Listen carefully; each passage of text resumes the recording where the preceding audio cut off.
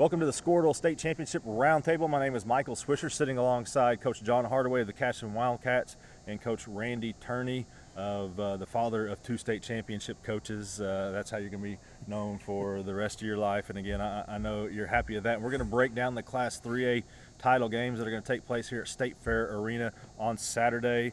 The boys will feature number 2 Douglas versus number 6 Star Spencer at 2 p.m. The girls, number 4 Comanche against number 2 Sequoia Tahlequah at 7:30 p.m. And let's take a look at the boys real quick. And I don't know if Coach Turney, if you caught my Facebook Live on Thursday night, I'm sure you were sitting there on your iPad watching every minute of that. But I think I picked Douglas and Star Spencer to reach this title game. And you look at, when you talk about tradition, it doesn't get much better than these two squads. Douglas with 9 championships, Star Spencer with 8 titles. A lot of tradition is going to meet up at 2 p.m. tomorrow when these two squads meet up for the 3rd time this year. Yeah, as old as I am, you can go back 30, 40, 50 years. Yeah. Star Spencer and Douglas were always good. You can, there's been a lot of good players. A lot of them, they've played in the state tournament a whole bunch of times. And, of course, we talked about before we came on air, they've already played twice this year. And both of them, the scores were in the 70s, and both of them were close ball games. So, you expect an up and down game, a lot of points being scored, and an entertaining basketball game as well. Yeah, they met on January 28th. Star Spencer won that one 77-73. Meet a couple of weeks later, February 11th. Douglas wins at 74-71. So really not a lot of difference right there in either game. Now today, Star Spencer 64-53, and as they knocked off number 7 Sequoia Tahlequah. And in the big showdown, Douglas number 1 versus number 2, Douglas and Centennial.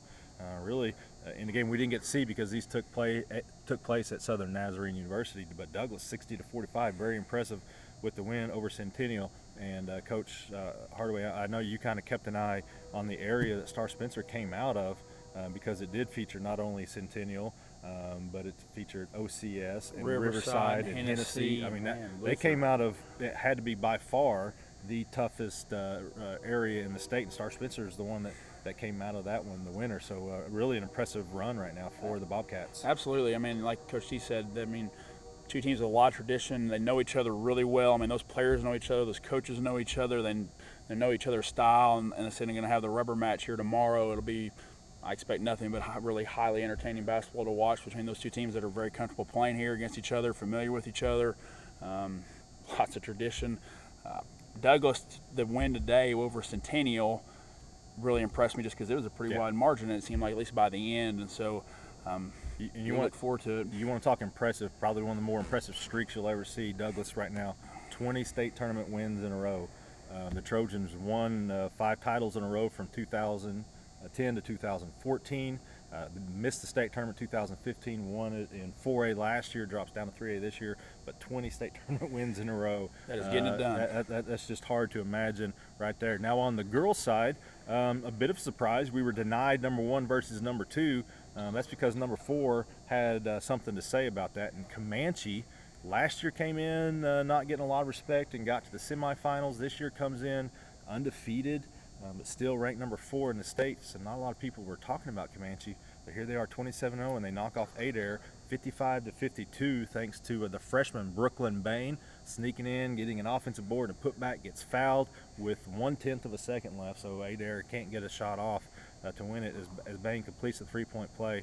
And Comanche has shocked a lot of people here. Yeah, everybody's kind of anticipating another game between Adair and Sequoia that already played twice this year, and Adair won both games, won by 5 and won by 7. But Comanche, like you said, if you come in undefeated, you can play a little bit, especially if you got a 6'5" post girl inside that was dominating as she was.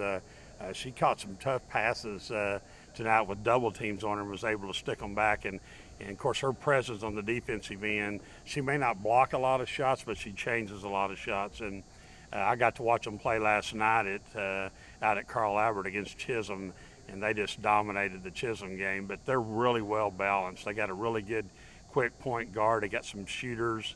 Of course, they got the big post girl, and Bain's just she's kind of an inside-outside threat. But they're very well coached. They defend really well. And on the other flip side, Larry Callison's been in coaching.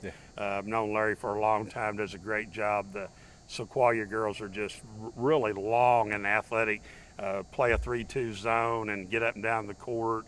Again, well balanced, got guards, got post play. But I think that'll be one of the better games, especially one of the better girls' games, those two teams that I've seen since I've been down there this week. The post player you mentioned is the sophomore Misty Dossie, 23.6 rebounds. And as you said, just her presence on the defensive end was huge, as it really kind of slowed down Kenny Jo Lippy. I think she finished her career number 20 on the all-time scoring list, over 2,000 points for her.